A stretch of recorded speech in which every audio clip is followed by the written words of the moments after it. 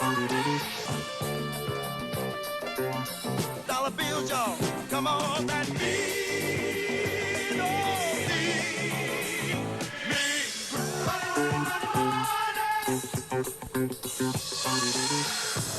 I'm Ronald Bump. I'm looking for the Apprentice. As you know, my background is in real estate. My dad started buying up depressed property in Hillsboro, fixing it up, and reselling it for a profit. Your task this week will be to renovate a loft apartment in the coveted Pearl District. The team who rents the apartment for the most money by tomorrow gets a luxurious prize. The losing team will see me in the boardroom. At just 30 years old, I'm already the leading real estate agent on the West Side. Although I have more experience in the real estate business, we chose Rick to be the project manager. I'm just sick of him leering at us every chance he gets. Maybe putting him in charge will be a good way to get rid of him. I'll pitch in however I can to help with the renovation, but my primary responsibility will be leasing the property. That is my strength, so I know we'll win this task.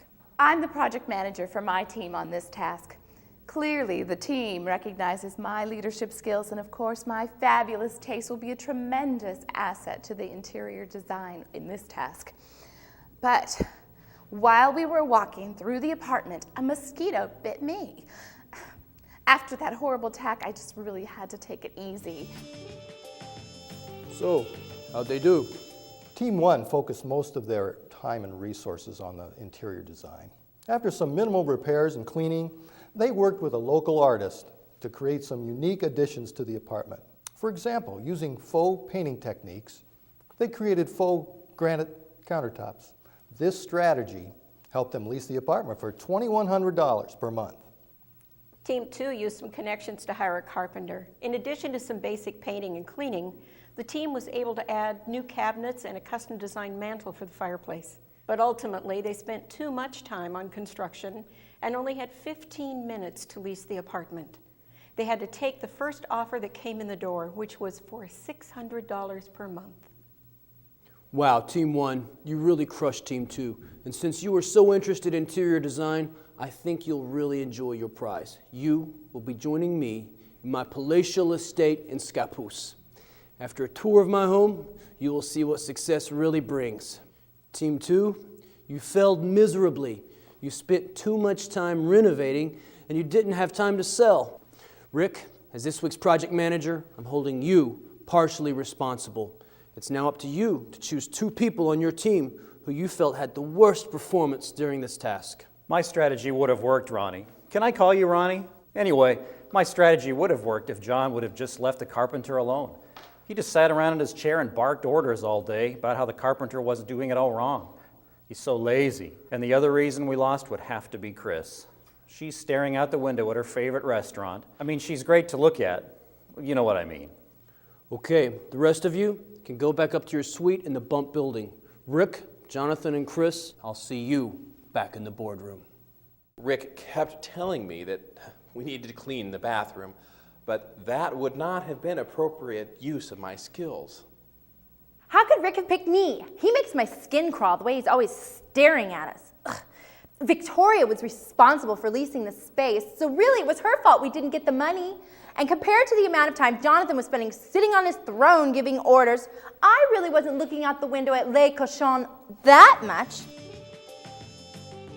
Rick, you were the project manager. How could you let your team get beaten so badly? They almost quadrupled your rent. I didn't have the right team. I was stuck with a bunch of rookies who usually hire people to do their painting and cleaning.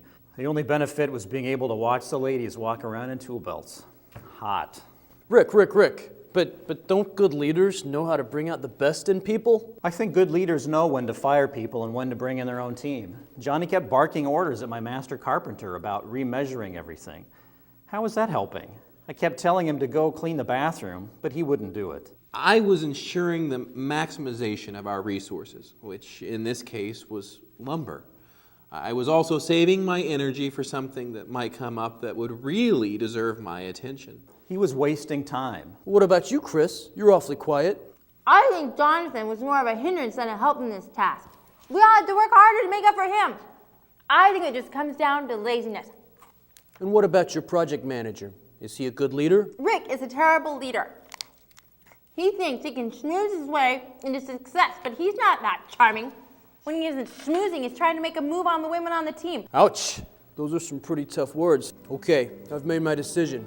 Rick, you are a smooth talker, which will either take you places or get you into trouble. Jonathan, you didn't want to put in the hard work needed. You're a smart guy, but sometimes you have to roll up your sleeves and get dirty. Chris, I haven't seen much out of you at all. You're going to have to really focus if you want to survive in this competition. But ultimately, nothing irritates me more than laziness. So, I have to say, Jonathan, you're fired.